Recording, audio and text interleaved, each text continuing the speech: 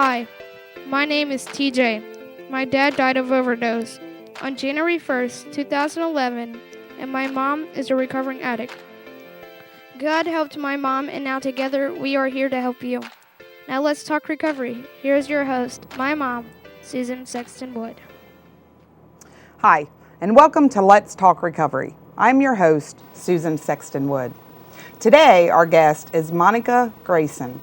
I have seen Monica through her recovery walk and just bloom, and that's probably the best word that I can come up with. She's visiting us actually from, is it Portland? Dunkirk. Dunkirk, okay. Is that still Portland area? It's Jay County, yes. Okay.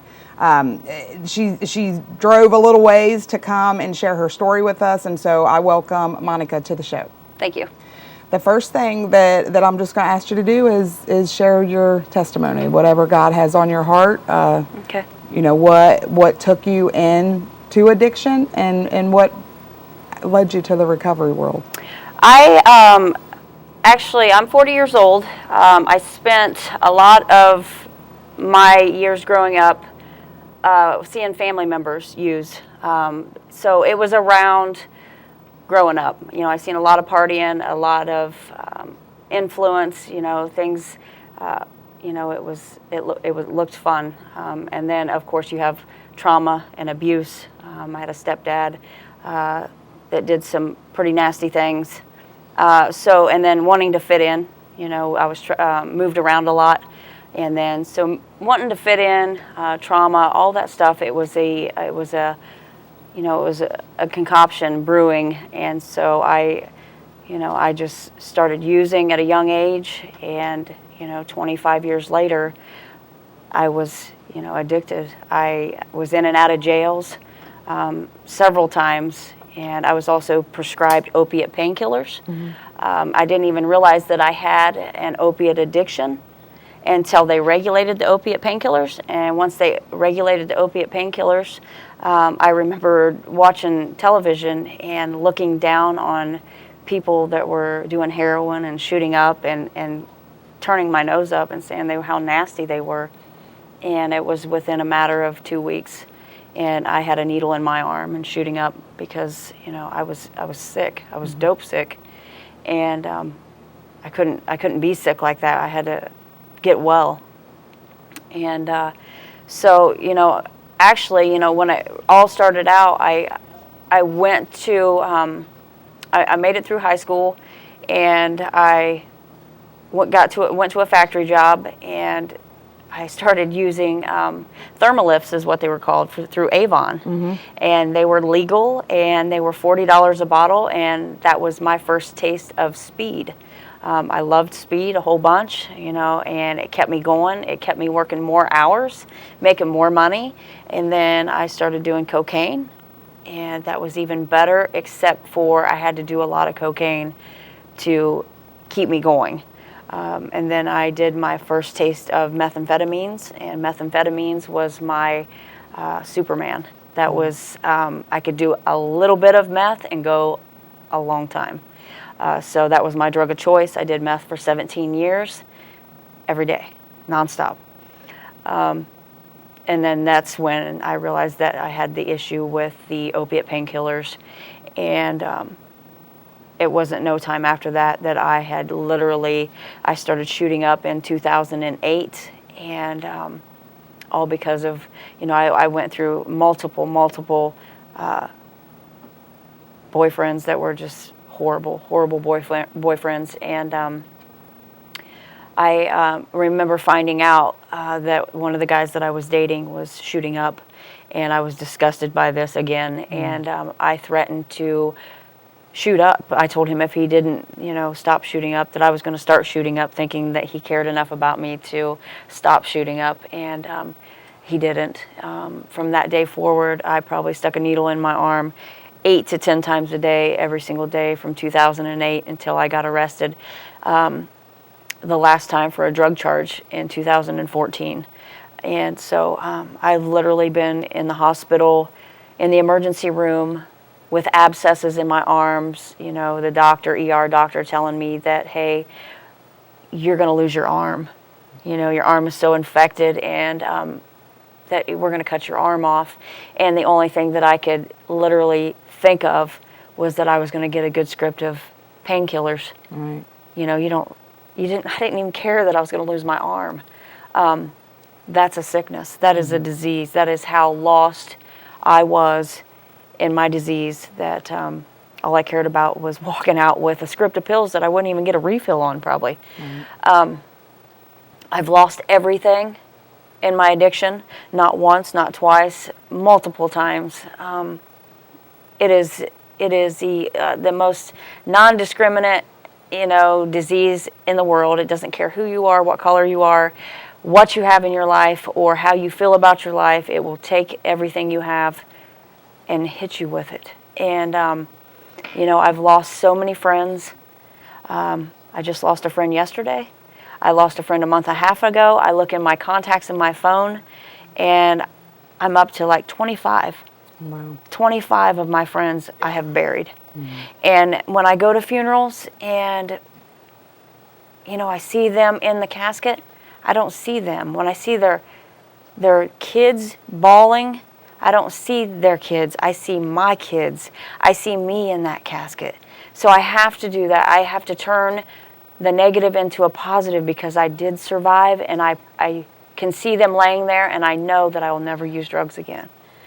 I turn that negative into a positive for me and a voice for them, that I will go share my story. I will go give hope to the weary, because people are getting weary. Oh, yeah. I get weary. I know our ER staff, our medical, our EMTs, everybody is getting so weary because they're seeing the same people over and over and over again, reviving the same people over and over and over again. I didn't have to get revived over and over and over again with Narcan, but I did need help over and over and over again. I did need people to trust me over and over and over again until I finally got it. It took me 25 years to finally get it. I've been in recovery for 4 years, but I'm only 2 years. I say only because I've been in recovery for 4 years. 2 years is a long time, but it took me a little over 2 years to finally get it. Everybody's different. Some it takes longer, some it takes, different times, but we can't give up. We can't stop making meals for the recovery meetings. We can't stop praying for these people. We pray, I told them at the meeting I spoke at last night, we pray until our knees bleed. We can't stop. Right. And I know some people do get tired of praying, or they don't deserve to be prayed for, because they just keep going back and doing it over and over again, and it's sad. But, that's why I do what I do, to give hope and inspire. Well, and prayer is powerful. Yes, it is. When you're saying, you've been in recovery for 4 years and you've just been getting it for 2, there's a big difference in sobriety and recovery. Yeah. You've been changing your life, and that's what the 4 years is, because you started the process and you started to set the goals and change some things. Yes. And eventually that led to your sobriety. Yep. So we're real big on that. We're real big on the sobriety and recovery being different, because we want ultimately that lifestyle change. Yeah. You have been sharing your story a lot, and I like when you said you want to give hope. You want to give hope to the weary. Yeah. And so it takes people like you. Yeah. We have your picture next to you. If you want to get a shot of the picture, your before and after, and you carry this picture around with you when you go speak, and that shows power. Yeah, it does. What does the picture, when you look at the picture, what does that do to you? Just your first thoughts. I get excited, but then again, I also I get like a disgust too. Like, I have really got to remember that is who I was, but that's never who I'll be again. It would take me one choice, one decision to be that person again, but it also would take one choice for me to continue to never be that person again. It continues to, it makes me move forward and strive to help others, but I also want people to see that I was that person, that it doesn't discriminate. So many people look at me and they're like, oh, I can't believe you ever did drugs. I want them to know that I was that person. I was that low life. I was that junkie on TV, under the bridge, eating junk, trash, borrowing, stealing, I was that person. And so through your recovery, you don't let that define you. No, absolutely not. Right. And looking at the picture, we can be, we're not thankful that we're addicts, right? Right. But we can be grateful. Absolutely. And that kind of shows you're not thankful, but you're grateful for who you are. And very humble. Earlier, you talked when you shared your testimony that you were on pills, and then you were watching the news and you seen, they were talking about heroin and, oh, I would never do that. And you did. And that's a lot of judgment. If you look at that part of your life and maybe even sometime in your life today, we judge without thinking sometimes, right? Yeah. So what are your thoughts on that now? I even find myself like still sometimes, like I said, getting weary. I'll still find myself judging sometimes. Like I have completely changed my life around with Christ. That is what changed my life around. So I still feel like, I still do not like the fact that, there's a lot of, Suboxone use and stuff like that. I feel, I have my ill opinions about the government and, things like that, but I love the fact that we have the support that we have now that we didn't have before in our communities. That's the best part about it. Because when I went to jail 4 years ago, there was nobody sitting down on TV shows and getting together and talking recovery or having meetings and getting help and having meals brought in, and that wasn't available. Right. So there is hope today. There is, it is out there. There wasn't people donating money to Better Life, Bring Us Hope or these places and sending people to rehab. There's hope. There's everything out there. There's opportunities out there for recovery. And it takes everybody to do their Absolutely. part. Like we can all do something. Yes. And if you do your part and I do my part, and we come together as a team, it is very powerful. And when we look at the past 4 years, I'm not from the Indiana area. I'm from another state, but I've seen the drastic change. Communities coming together and doing something about it. One of the big things that you do is with an organization called Brianna's Hope. So if you want to share what Brianna's Hope is all about and maybe even what Brianna's Hope has done for you, then I think somebody out there may need to hear it and then be led also to the support group. Absolutely. A Better Life, Bring Us Hope is absolutely amazing. That has saved my life.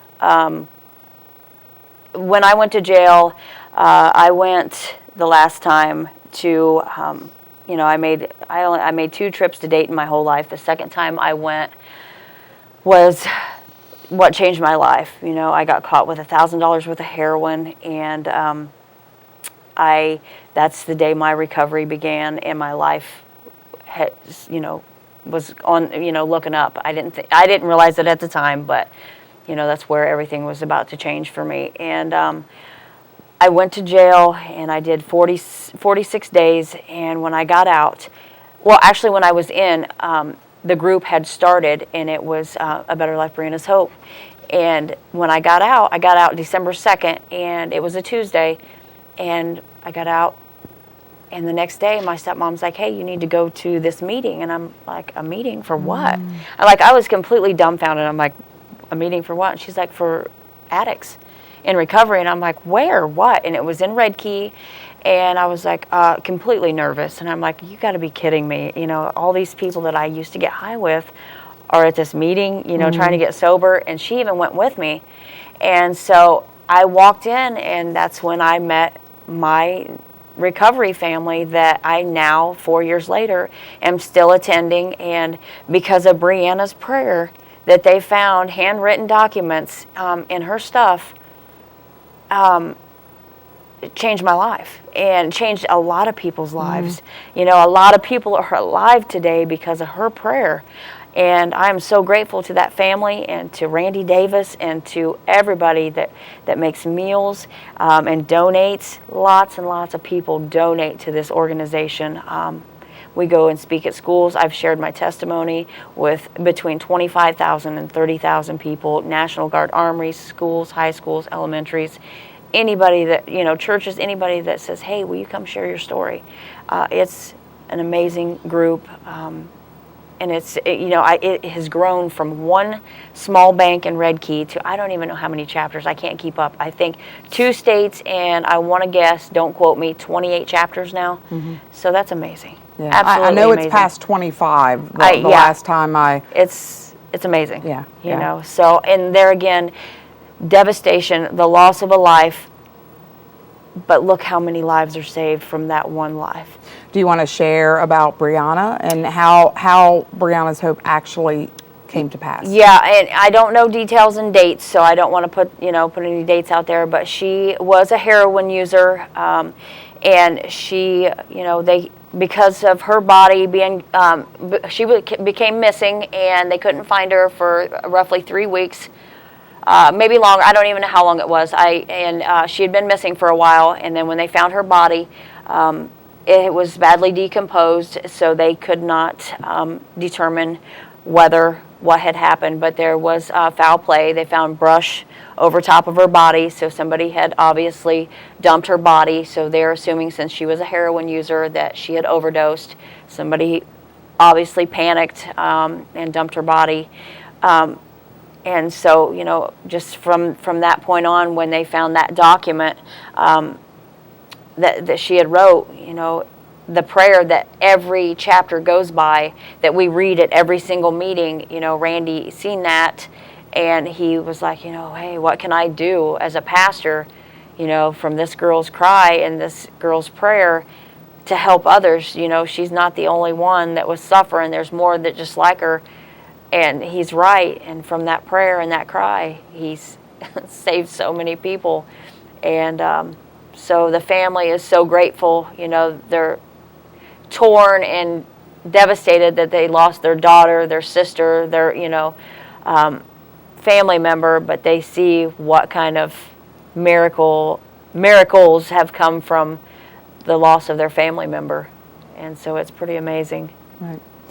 So if you can share some of the things that you do in recovery. One of the biggest things about recovery is to build our structure and to apply the tools that we need if we have a bad day, whether it's listening to music or going to a meeting. So what are some of the things that you've applied to your life to keep you moving forward in your recovery? I do lots of stuff. I am, first and foremost, I follow Christ. I go to church. I read my Bible. I pray.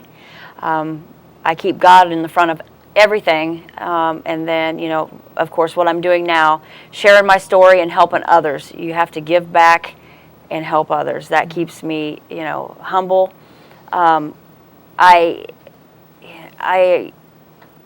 giving, service work, sponsoring people, the 12 steps. The 12 steps is huge for me. Just balance. Balance is key for me. Not taking on, too much, and just working my program. Multiple programs. Everybody's different. I will go into, and it comes in stages. It depends on where you're at. It works down to, what works best for you. If something doesn't work right or you mess up, you dust yourself off, learn from it, write it down and move forward. I will pick somebody out of the crowd, at the beginning of my recovery and, just follow that person around, and see what's working for them. And then I just moved on from there. I didn't unpack, when things went bad and stay there. I moved forward. I got up and moved forward and chalked it up and whatever. Helping people is my biggest thing. Helping people is the biggest thing for me in my recovery. And that is something that you can't really explain. Watching somebody grow and they're in recovery and for you to encourage them and lift them up is something that we needed at one time if we think about it. Yeah. Absolutely. I remember being the person that walked in the meeting with my head down, lost, scared, didn't know what to do, didn't want to talk to anybody. didn't want to share anything, and then you just walk in, you know, kind of looking around, wanting curiosity, and then there's just that one day when you walk in and your eyes are, you know, you're back. And then when you get to see the people that you've been talking to, trying to get them to come back, and that one day when they finally walk in and you can just see it, they're back, and you're just, oh, the feeling that you get when they're finally back is just overwhelming. The joy that you get helping somebody is just unbelievable. So you've been going to school. What are you going to school for? Right now I'm going for my general studies degree, and then just kind of taking some time off right now. It took me 18 years to get a 2-year degree, but hey, I'm to this point in my life, yeah, I'm not giving up. I want to complete things, and then I'm going to go back and finish my bachelor's degree because I have that many credits. So I'm going to do social work and obviously addictions counseling, and you know, help people with you know, what I'm good at, what I know. So the biggest goal is in the future you are going to be a counselor that helps other people. Good. Yep. Your kids, do you want to share where you're at in that process? Because you lost custody, right? Yeah. Of my daughter, I did. I lost custody of my daughter, which I still don't have custody of her, but I did. It took me almost 4 years to even get parenting time back with her.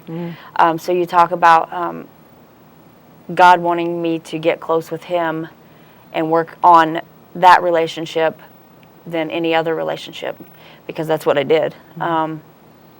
Once I got right with him, then I was able to get right with everything else. You know, as soon as I got this way right, everything else this way got right. And I was able to see that, and everything else started falling into place. My son has been in YOC, which is Youth Opportunity Center in Muncie, for, you know, troubled kids. And he's been there for it's a year and 4 months. So he'll be coming home sometime in October, and he will be a junior in high school. He turns 18 soon, but you know, he's been set back a little bit, but it's okay because it's completely changed his life too. So all is well. I do know for a fact that God replaces everything that the devil took away, and so in God's time I will have everything back in my life. And sometimes it can be hard to walk in faith, but you just shared 4 years of building yourself up to get the visits, and so you know, we have to just keep moving forward sometimes, and it's hard, but it's probably been a big help to have the support around you to keep encouraging you to do that. So is one of your goals to continue to speak and continue to share your story? Absolutely. Yep. Absolutely. That's my most favorite thing, is just going around and sharing, and I would do it like nonstop on the road if I could, you know, just take my kids with me and go. Now would be a really good time too, because I don't have my kids full time right now. But then again, I got to work too, so God's got a plan. I'm not sure what it is. So and you never know what he's going to do. I'll just sit back and wait, and when somebody says, "Hey, can you do this?" Yes, I can. And being the vessel, you know, there's a difference in just going to speak somewhere, but when God's asked you to do it and he works through you, it's powerful. It is. So the people that may be watching, what could you say to someone that may be struggling, whether they're still in active addiction or maybe they're on medicated treatment, maybe they're in recovery and they're really struggling with being in recovery? What could you say to them? Don't give up. Don't give up, and ask for help. If you need medicated treatment, there's nothing wrong with that. Stay with your doctor and work with a doctor, and wean yourself off. You know, whatever it takes to get yourself sober, and you know, go to church, ask, you know, pray, ask for God to help you, and if you don't know who God is, ask for somebody at the church to teach you who God is. And life is good. We do recover. And I remember at the beginning of my recovery, I asked so many it seemed like the dumbest questions. Like I felt like I was asking some of the silliest, dumbest questions. Like I almost didn't want to ask, but it got me where I'm at today. You know, like, who is God, or what, you know, how do I pray, or, you know, they just seemed silly to me at the time, but they got me where I'm at today. Well, and that realistically is the devil trying to get us not to ask. Yeah. One thing that I encourage people in recovery, whether it's about God or about recovery, there's no question that is stupid. Right. And there's no feeling that is stupid, because what you feel is probably not going to be what I feel, but you're feeling that and it's valid. And so to encourage people that it's okay to say that. So I'm glad you shared that, because even though you felt like, no, I'm not going to say it, you still asked. Yeah. And that's made you who you are today. And there's people sitting around like me where I'm at today that want you to ask those questions because we want to answer them and we want to help. And, you know, that's what I want to help people. I'm always, you know, I'm only one person, and I got people messaging me all the time, hey, can you sponsor me? Can you do this? And I'm only one person. I can only help so many people, but I can get you to somebody else that can help. Right. I know lots of people that have lots of sobriety and lots of help for information, and can get you the help, you know, that you need.